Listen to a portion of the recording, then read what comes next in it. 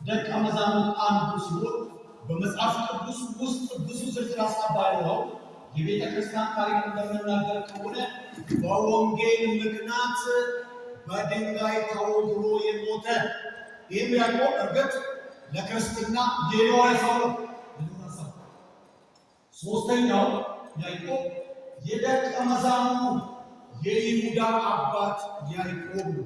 የደቀ መዛሙርት የይሁዳ አባት ይህ ያዕቆብ ከአስቆሮቱ ይሁዳ የሌላው ይሁዳ አባት ነው። የአስቆሮቱ ይሁዳ አባት አይደለም። የሌላው ይሁዳ አባት መሆኑን ለማሳየት ክፍሉ ላይ እንዲህ ይላል፣ የያዕቆብ ይሁዳ ብሎ ጠቅሰዋል። ስለየው እንመለከታለን።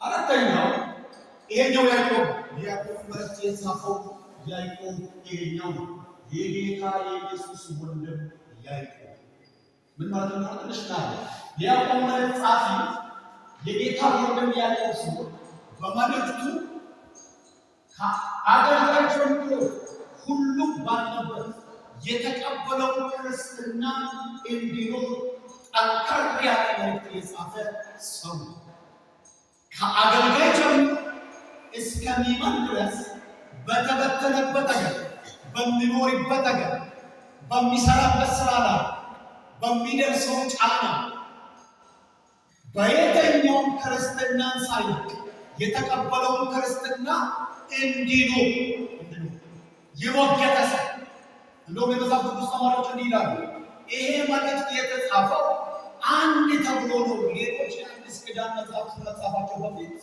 የተጻፈ መጽሐፍ ነው። በጣም ጠንከር ያለ ትምህርት በጣም ጠንከር ያለ መኖር ክርስትናን መቀበል ብቻ ሳይሆን እስኪ መኖር በነፃ የተቀበላችሁትን ክርስትና ኑሩ ብሎ የሞገተ ሞጋች እና ታዲያ የጌታ ኢየሱስ ወንድም ስም ምን ማለት ነው የሚለው ትንሽ ማንሳት ሆኖ ነው። አላክ ብዬ የትምህርት ሀሳብ ስላወራ አልገባም። ማርያም የባለቤቷን ኢየሱስ በድንግል ከወለደች በኋላ ከዮሴፍ ልጆች እንደወለደችና የኢየሱስ ወንድሞች እንደነበሩ የሚያረጋግጡ ብዙ የመጽሐፍ ቅዱስ መረጃዎች አሉ። እነዛ አሁን የዚህ ሀሳብ ዋና ሀሳብ ስላወራ ለምን ለመነሻ ያክል ተጠቃለ ለማለት ማቴዎስ ወንጌል 13:55-56 ያለው ስታው እንዲህ ይላል፣ የጸራቢ ልጅ አይደለም እናቱ ሳራ ባለቤት ወንድሞቹስ ያዕቆብና ዮሳ፣ ስምዖን፣ ይሁዳ አይደለም ይቶቹ ሁሉ በእኛ ዘንድ ያሉ አይደለም? እንኪያስ ይህ ሁሉ ከወዴት አገኘ ብለው ተሰናከሉበት። በኢየሱስ ወንድሞቹን እናገኘን እንዴ? ይቶቹን እኛ መንደር አላገኘን ወይ ትዳር ሊሆን ይችላል፣ በሌላ ሊሆን ይችላል። አንድ አይደለም ወይ? በኢየሱስ ላይ ተሰናከሉበት። እሺ ይሄ ጌታ ኢየሱስ ሌሎች ወንድሞች እንዳሉ መጽሐፍ ቅዱስ ያሳያል ማለት ነው። ዮሐንስ ወንጌል ምዕራፍ 2 ከዚህ በኋላ ከእናትና ከወንድሞቹ እዚህ ጋር ኤናምስ ከእናቱና ከወንድሞቹ ደቀ መዛሙርቱም ጋር ወንድሞቹ የተባሉት ደቀ መዛሙርቱ ናቸው እንዳይባል በልዩነት የተቀመጠባቸው ወንድሞቹ አሉ፣ እናቱ አለች፣ ደቀ መዛሙርቱ ጋር ወደ ቅፍርናሆም ወረደ። በዚያም ጥቂት ቀን ኖረ። ይህኛው ደግሞ ማርቆስ 3:13 እናትና ወንድሞቹ መጡ፣ በውጭም ቆመው ወደ እርሱ ልከው አስጠሩት። እነሆ እናትህ ወንድሞችህ በውጭ ቆመው ይፈልጉሃል አሉት። መልሶም እናቴ ናት፣ ወንድሞቼስ እነማን ናቸው? ይሄኛው ምንን ያሳያል? ስጋዊ ወንድማማችነት አሁን ወደ መንፈሳዊ ወንድማማችነት ውስጥ መግባት አለበት የሚል እንጂ ወንድሞች የሚል አይደለም። በተለይ እነዚህ ጥቅሶች መከራከሪያ የሚቀርቡ ነገሮች አሉ። ይህን ሀሳብ ወደፊት በወንጌል ስርጭት በዛ አስተምሮ ስር እንማራለን። አሁን ለዚህ ትምህርት ውሳኔ ሀሳብ ስላልሆነ ነገር ግን ለጌታችን ለኢየሱስ ክርስቶስ በሥጋ ወንድሞች እንዳሉት መጽሐፍ ቅዱስ ይናገራል። ያ ማለት አንዳንዶች ይሄን ሐሳብ የሚያራምዱ ሰዎች ምን ይላሉ? ወንድሞች የተባሉ ዮሴፍ ማርያም እጮኛዋ ከመሆኗ በፊት ቀድሞ በነበረችው ሴት የወለደ የሚል ግምት ይሰጣሉ። ሌሎችም ግምቶች አሉ። እነዛ ምናልባት ሌሎች ሌላ ጊዜ እና ይሆናል። ነገር ግን በሥጋ ወንድሞች እንዳሉት ግልጽ ማይታል በግል መጠየቅ ትችላላችሁ። መስማት ማውራት እንችላለን። ያዕቆብና የክርስትና ሕይወት ምንድን ነው? የመጀመሪያው ያዕቆብ ክርስትናን ተቀበለ። ጻፊ ክርስትናን መኖር ብሎ ጸሐፊው የመጀመሪያው ክርስትናን ተቀበለ። አንደኛ ቆሮንቶስ 17 ነው ይችላል።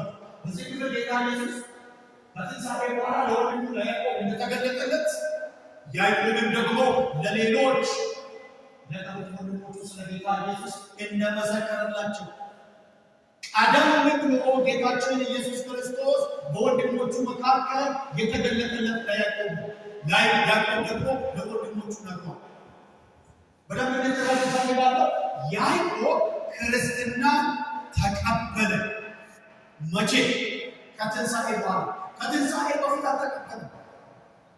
ከትንሣኤ በኋላ ክርስቶስ ተቀብሏል። ከዛስ እንግዲህ ስለ ክርስትና ያው በምናስብበት ጊዜ ተሰጥቶ ያለቀው በሞቱ በትንሣኤውና በንጋቱ ነው። ተሰጥቶ ያለቀ በነፃ ስሙ ይባላል። አሜን። እስኪ በነፃ በነፃ ምንም ሳንሰራበት አሜን። እግዚአብሔር በነፃ የሰጠን ውድ የሰጠን ሌላኛ ለማለት በቃሉ ቻለው አስተዳቻለው አይነት ቻለው ይሄ ወደፊት ምናልባት ባንደን በሌሉ ክርስቲያን አሁን እዚህ ጋር ማብራራት አይገደድም። እሺ ያዕቆብ ክርስትናን ኖረ። እስኪ ኖረ እስኪ ይኖራል። ድምፃችሁ ከፍ አድርጓ። ይኖራል ጨምሮ እስኪ ይኖራል። ተቀበለ። ሁለተኛው ኖረ። በአስቸጋሪ ዘመን የቤተ ክርስቲያን መሪ ሆነ። ይሄ ሰው አስንግረው ያዕቆብ ብዙዎች በማይነት እየሸጡ ባሉበት በስደት ዘመን የኢየሩሳሌም ቤተ ክርስቲያን መሪ ሆነ። በዛን ጊዜ ማንም መሪነት ላይ ስደት ስላለ መሪ የሆነ ስለሚገደል መሪ የሆነ የሚያስከትለው ሚመኑን ወክሎ የሚደርሰው መከራ በሙሉ ስለሚቀበል ከመሪነት ብዙዎች እየሸጡ ባሉበት ዘመን ይሄ ትልቅ ኃላፊነት የወሰደ የመጀመሪያ የቤተክርስቲያን የኢየሩሳሌም ቤተክርስቲያን እናት ቤተክርስቲያን መሪ ሆኖ አገልግሏል። ኑሮ ነው ይሄ ኑሮ። ሁለተኛ ሀሳብ ትልቅ የጸሎት ትጋት አለ። ሰውዬው በጣም ይጸልያል። በመጽሐፉ ላይ ዝርዝር ሀሳቦችን ጽፏል። ስለ ጸሎት ጽፏል። ምን ብሎ ኤልያስ እንደኛ ሰው ነበረ። ስለ ጸሎት ጽፏል። ምን አይነት የጸሎት ሰው እንደሆነ ደግሞ እዚህ ጋር ከቤተ ክርስቲያን ታሪክ ያገኘትን ላምድናቸው። የቤተ ክርስቲያን ታሪክ የምናገር ለረጅም ሰዓት ተንበርክኮ ያሳልፍ ስለሆነ ጉልበቶቹ እንደ ግመል ጉልበቶች ጠንከር ያሉ ነበሩ። ጉልበቱ እዚህ አካባቢ ከጸሎት ብዛት የተነሳ ተንበርክኮ ከመዋሉ የተነሳ ረጅም ሰዓት ከመንበርከኩ የተነሳ እንደ ግመል ጉልበት ጠንከር ያሉ ክርስትና የምንኖረው በጸሎትም ነው። ይሄ እሳት ያገኛል። አሜን። ጠንከር ያለ ነው ጉልበቱ። ረጅም ሰዓት ይመለከታል። ረጅም ሰዓት ይጸልያል። የአምላኩን ፊት ይፈልጋል። ስለዚህ እንደ ግመል ጉልበቶች ጠንከር ያሉ ጉልበቶች እንዳሉት የቤተ ክርስቲያን ታሪክ ስለ ያዕቆብ ይናገራል። እሺ በፍጻሜው ክርስቶስ ተሰብሮ ይሄው በፍጻሜው ሳይቀር ስለ ያዕቆብ መጽሐፍ ቅዱስ የተመዘገበው ነገር ባይኖርም የቤተ ክርስቲያን ታሪክ ግን በ62 ዓመተ ምህረት ከቤተ መቅደስ ቁልቁል ወርውረውት ከወደቀ በኋላ በዱላ ቀጥቅጠው እንደገደሉት። እሺ በሚገደልበት ጊዜ ግን እነ ኢየሱስ ክርስቶስ ለገዳዮቹ እንዲህ የሚል ምስክርነት ተናግሯል።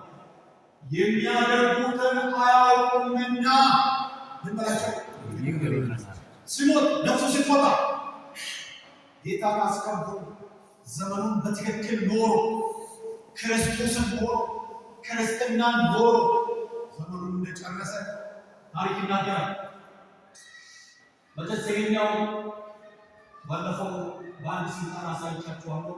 በዚህ ጨለማ ውስጥ ሁሉም አልበራም። የበራው ሰጠረ አንድ መኖር ነው። ክርስትና መኖር የጸጋ ይብዛላት። አሜን። ክርስትናን መኖር ነው። ክርስትናን መኖር ይሄ ቃል ወደ ውስጣችሁ ሰርቪስ ወይ ይባል። አሜን።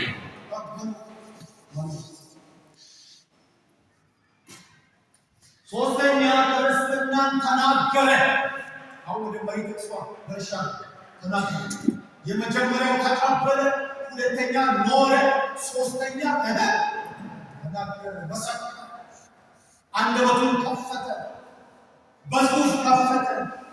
የያዕቆብን መልእክት ጻፈ እንዲሉ ከነፍስ የተለየ ሥጋ እስኪላቸው አንደልና ለማመን አንስቶ ከነፍስ የተለየ ሥጋ እንዲሁ ደግሞ ከሥራ የተለየ እምነት የሞተ ነው። ይሄ የመጽሐፍ መሪ ጥቅስ ነው። ዳንኤል ያለው ማይካም ነው። እሺ እዚህ ጋር ደግሞ ይላል ለማንበብ አንድ ሰው ቃሉን የሚታደርጉ ራሳቸውን ያሳታሉ። ቃሉን የሚታደርጉ ሁሉ እንጂ ራሳችሁን እያሳታችሁ የምትሰሙ ብቻ አትሁኑ። እሺ ይህ ማለት ምን ማለት ነው? ማንኛውም ክርስቲያን እምነቱን በጽድቅ ሥራ ካልገለጠ ትክክለኛ እምነት አለው ማለት አይቻልም ማለት ነው። ለድነታችን መልካም ሥራ መስራት አለብን ማለት ግን አይደለም። የዳነው በጸጋ በነፃ እስኪ በጸጋ በጸጋ እስኪ በእምነት ነው እምነት እስኪ በቃሉ ነው በቃሉ የዳነው በጸጋ ነው። የዳነውን ድነት በጽድቅ ሥራ ካልገለጠ በውስጡ ላይ እምነት ስለመኖሩ አጠራጣሪ ነው። በነፃ የተቀበልከው በጸጋ የዳነውን ድነት ኑርለት። ካልኖርክበትማ ውስጥህ ላይ ድነት ስለመኖሩ ያጠራጥራል። ለመዳን መልካም ሥራ ስራ አላለም። ብዙ ጊዜ ይሄ ክፍል እንዴት ተብሎ በሌሎች ቤተ እምነቶች ይታወቃል። ሌላ ተመስላ ግን የዳነው ድነት መኖር እስኪ መኖር ነው። እሺ በወቅቱ የነበሩ ክርስቲያኖች በስደት ምክንያት በተባበሩበት ምድር የዳነው በእምነት ስለሆነ ክርስትና የመኖር ግዴታ የለብንም በሚል አስተምረው ስለገቡ በነፃ የተቀበላችሁትን ክርስትና ኑሩ። ቢከብድም እስኪ ኑሩ በሉ። ስደት ቢኖርም ረሃብ ቢኖርም ብትገፉ፣ ብትደበደቡ፣ ብትታሰሩ ክርስትና ኑሩ። የመኖር ግዴታ አለባችሁ። ክርስቶስን ማንሳት አለባችሁ። ስለዚህ እነዚህ በስደት ተበትነው ባሉበት ለመኖር ከብዶናል፣ አልቻልንም፣ ምክንያቶችን ይዘረዝራሉ። ወደ መጽሐፉ ውስጥ ስንገባ እነዛን በዝርዝር እናያለን። ነገር ግን መኖር ሲገባቸው ምክንያቶች ተበትነናል፣ አልተመቻንም፣ ጊዜው ከባድ ነው፣ ፖለቲካው ከባድ ነው፣ ኢኮኖሚ ከባድ ነው፣ ለመኖር አደጋችን ነው የሚል የማይሆን ምክንያት ይዘረዝሩ ስለነበር የተቀበላችሁትን ክርስትና ኑሩ። እሺ በዚህ ጊዜ አንድ ትምህርት እንዳለ ባለፈው አንስቻለሁ። በስጋ የሚፈጽሙ ኃጢአት ከነፍስ ጋር ምንም አይነት ግንኙነት ስለሌለው ምን ችግር የለውም የሚል ትምህርት። በስጋ የሚፈጸም ኃጢአት ከነፍስ ጋር ምንም አይነት ግንኙነት ስለሌለ ችግር የለውም የሚል አደገኛ ትምህርት። ክርስትና የሚያበሰብስ ትምህርት፣ ቤተ ክርስቲያንን የሚያደርግ ባዶ የሚያደርግ ሰው እንዳሻው እንዲኖር የሚያደርግ አደገኛ ትምህርት በኢየሱስ ምንጩ የደረቀ አሜን። ቤተ ክርስቲያን ከፍታዋን እየጨመረች እንዳትል፣ እያበበች እንዳትል፣ አይዛብን እየወረሰች እንዳትል፣ ቤተ ክርስቲያን ወንጌልን እንዳትመሰክር፣ ከንግግር ያለፈ ሕይወት እንዳትኖር፣ ማንኛውንም አቃም ብትፈጽም ከነፍስ ጋር ምንም ንብረት የለውም እንዳሸን መሞራት ይችላል የሚል አደገኛ ነው። እሺ የዚህ የትምህርት አቀንቃኞች የሚሉት አንድ ሃይላንድ ውሃ በጭቃ ውስጥ ብትነግረው የሚበላሸው ውሃ ማያዣው ኮዳ እንጂ ውሃው እንደማይቆሽ ኃጢአት በምንሰራበት ጊዜ የሚቆሸው ስጋችን እንጂ ነፍሳችን አይደለም። አንድ ሃይላንድ ውሃ የተጠቀሙት ምሳሌ ነው። ይሄ ጭቃ ውስጥ ቆሻሻ ውስጥ ብትነግረው የሚበላሸው የደሙ ኮዳው ውሃውን አይደርስም። በተመሳሳይ አንተም ኃጢአት ውስጥ ብትዘፈቅ፣ ዝሙት ብትፈጽም፣ ብትሰርቅ፣ ብታጭበረብር የሚቆሸው ስጋት ነው። የሳረቀው እጅግ ነው። ውስጤን ስለማይገባ ከነፍስ ጋር የለውም የሚል አደገኛ ነው። የተወጋኝ አሜን ይደላችሁ አሜን አሜን። ክርስትና መኖር መኖር በተቀመጥንበት ሰከር መስሪያ ቤት መኖር፣ ትምህርት ቤት ላይ መኖር፣ ስብሰባ መኖር፣ ንግድ ላይ መኖር፣ ቤተክርስቲያን መኖር ግዴታ ነው፣ ግዴታ ነው። እሺ መጽሐፍ ቅዱሳችን ኦኬ ያስተምሮ አደገኛነቱ አንዳንድ በሕይወት ዘመኑ እንደፈለገ ይሆንና ሲሞት በካይኑ በፕሮፊታ ተደርጎለት የእግዚአብሔር መንግሥት ወራሽ ይሆናል ብለው አስተምሮ ጋር የሚገናኝ እየጠጣ ይቀጥል፣ እያጨሰ ይቀጥል፣ እንደፈለገ ይቀጥል፣ ሲሞት ይደረግ ይመጣል ፍትሃት። እሺ መጽሐፍ ቅዱሳችን ነው የእግዚአብሔር እናንተ የእግዚአብሔር ቤተ መቅደስ እንደሆናችሁ የእግዚአብሔር መንፈስ እንዲኖርባችሁ አታውቁምን? ማንም እስቲ ከዚህ ጀምሮ አብሮ ያፈርስ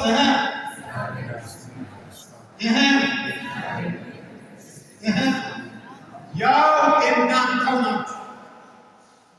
እናንተ የእግዚአብሔር ምንድን ናችሁ? ቤተ መቅደስ ቤተ መቅደስ ናችሁ።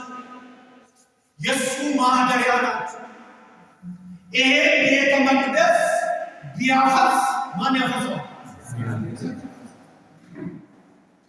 እሺ ሌላው ክፍል ደግሞ መልካም ዛፍ ሁሉ መልካም ምን ያፈራል? ክፉ ዛፍ ክፉ ፍሬ ያደርጋል። መልካም ዛፍ ክፉ ፍሬ ማፍራት ወይም ክፉ ዛፍ መልካም ፍሬ ማፍራት አይቻልም።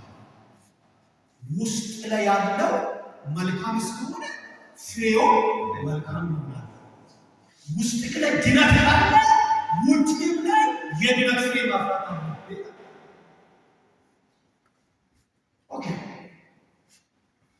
እኛ ፍጥረት ሆነንና የኤፌሶን መልእክት እንመላለስበት ዘንድ እግዚአብሔር አስቀድሞ ያዘጋጀውን መልካሙን ስራ ለማድረግ በክርስቶስ ተፈጠረ። መልካሙን ስራ ለማድረግ በክርስቶስ ኢየሱስ ምን ሆነ? ተፈጠረ። የተፈጠርነው ክፉ ስራ ለመስራት ነው። ዳግመኛ የተወለድንበት መልካም ስራ ከዘመናት በፊት እግዚአብሔር ያቀደውን አስቀድሞ ያዘጋጀው መልካም ስራ ለመስራት በክርስቶስ አምነን ስሙ ይባላል። አሜን። ኦኬ ክርስትና መኖር ዘራስማ የመጀመሪያው ክርስትና መኖር ለወንድሞች ይጠቅማል። ክርስትና መኖር ለማን ይጠቅማል? ለእግዚአብሔር ይጠቅማል። በምንኖርበት ጊዜ የመጀመሪያው ተጠቃሚኛ ነው። በምንኖርበት ጊዜ ለወንድሞች ይጠቅማል፣ ለእግዚአብሔር ይጠቅማል። ይህም በዝርዝር ወደ መጽሐፉ ስንገባ የምናገኛቸው ነገሮች ናቸው። አሁን ሃይላይት ብቻ መግቢያውን ያሳያቸው። ስለዚህ ክርስትናን መኖር ለራሳችን ጥቅም እስከ ሌላ የምለው ነው። ክርስትናን መኖር ነው። ክርስትናን መኖር ለራሴ ጥቅማል። ክርስትናን መኖር ነው። ክርስትናን መኖር ለወንድሞች ይጠቅማል። ክርስትናን መኖር ነው። ክርስትናን መኖር እግዚአብሔር ይመስገን። ስለዚህ ክርስትናን መኖር ከኛ ይጠበቅብናል። እሺ እዚህ ጋር እንዴት ይታምጪ ሴት የወንጌል አርበኛ የልጅ ልጅ ናት። እቺ ሴት ምንድን ነው ያደረገችው? በአያቷ ዘመን ወደ ቤታቸው የገባው ክርስትናን በመጦር አደንዛዥ እጽ ነጋዴ ሆናለች። አሜሪካን ምድር ያንን አደንዛዥ እጽ የምታዘዋውር ኃይለኛ ነጋዴ ሆናለች እቺ ሴት። አያቷ የሚገርማችሁ ወደ አፍሪካ ወደ ጋና ወንጌል ይዞ የመጣ ብዙ ቸርቾችን የተከለ አያቷ በደንብ ስሙ። ጨርሻለሁ። አያቷ በጋና ምድር ወንጌል የሰበከ ብዙ ቤተክርስቲያን የተከለ እግዚአብሔር የተከለ፣ እሷ ግን አደንዛዥ ሺሻ ትውልድን የሚያጠፈው ይህን ቢዝነስ ነው። እሺ ከዛስ ይህ ስራ ፍጻሜሽን ያበላሻል ተብላ ስትነገር እንዲህ አለች፣ አባቶቼ እንደተጃጃሉ እኔም አልጃጃልም። አባቶቼን ያጃጃለውን ክርስትና አልቀጥልም። መጨረሻ እንደሚሆነች ራሱን አጠፋችና በአስክሬኗ አጠገብ ላይ የተገኘው አጭርፎ የሚኖርበት ብዙ ቢሊዮን ዶላር ቢኖረኝ እንዲኖር የሚያነሳሳ ምንም ነገር ስላላገኘ ራሴን በራሴ አጥቻለሁ። ራሷን በራሷ ነው። ከመሰረቱ ክርስትና አለመኖር ራስን ይጉዳል። እግዚአብሔር ይርዳል። አሜን። ትንሽ አሜን በሉ። አሜን። ጨምሩና አሜን በሉ። አሜን። እሺ ይሄ ሰው የመጨረሻ ሌላ ስለሌላው ላብራና የጨርስ ሳፍ ነው። ይሄኛው ሰውዬ ጆን ጉስሊ ነው የሚባለው። ስለዚህ ሰው ታሪክ ተናግሮ ይጨርስ። ጆን ጉስሊ ክርስትናን መኖር የከበደው ሰው ነበረ። ጅምር አካባቢ በጣም ከበደ። በውስጡ ትልቅ ነገር ቢኖረው ክርስትናን መኖር ስለከበደ በጭንቀት ነው የሚኖረው። አገልግሎ ከመድረክ እንደወረደ ቁማር ይጫወታል። ህይወቱን ነው የምነግራችሁ ከመጽሐፉ ያገኛል። ሌሎች ነገሮችን የሚያደርግ ህይወቱን የማይመጥኑ ነገሮችን ያደርግ ክርስትናን የተቀበለ ቢሆንም በእንግሊዝ ነገር መኖር ግን ህይወቱ በብዙ ጭንቀት የተሞላ ነው። ከዛስ አንድ ቀን ቃሉ ሲያል መለኮታዊ ብርሃን ገባና ወደ ክርስትና ዓለም ወደ መኖር ስሙ ይባል። አሜን። ኢየሱስ ስም የቃሉ ብርሃን ይባል። አሜን። ጨምራችሁ አሜን። አሜን። ሕይወታችሁን የተቆጣጠረ ማንኛውም የኃጢአት ቀራጭ ቢኖር አሁን ይቆረጥ። አሜን። ኢየሱስ ክርስቶስ አእምሮን ያዘ፣ አስተሳሰብን የተቆጣጠረ ሐሜት ይሁን ወሬ ይሁን ዝሙት ይሁን መዳራት ይሁን እግዚአብሔር የማይቀበል ቢኖር አሁን ጩና አሜን። አሜን። አሁን የወንድሞቻችሁን አይኖ ይቀር፣ የእህቶቻችሁን አይኖ ይቀር፣ ቤተሰባችሁን ይቀር። ጩና አሜን። አሜን። ሳትወዱ ሕይወታችሁ ነው ያለው። ቁማሮች ሁሌ ሊሆን ይችላል። አደገኛ ነገር ሊሆን ይችላል። እየዘመርክ የተቸገርክበት፣ እየሰበክ የተቸገርክበት፣ ቸርች እየመራ የተቸገርክበት፣ እየሰበክ ቸርች ሙሉ ጊዜ አገልጋዮች በኢየሱስ ስም አሁን ይቆረጥ። አሜን። ውስጤን በጭንቀት የሞላው መኖር ትፈልጋለህ እንዳትሆን ያደርጋል። ሳትወደው እዛው ውስጥ እንደተዘፈቀኝ አሁን ቃሉ እየተሰበከ እንታን ነው ይሉ ሰምታችሁ ወደ አሜን ነው። አሁን ቃሉ እየሰማችሁ ከውስጣችሁ እየተነነ ይሉ እንደ ጭስ እየበረደ ይሉ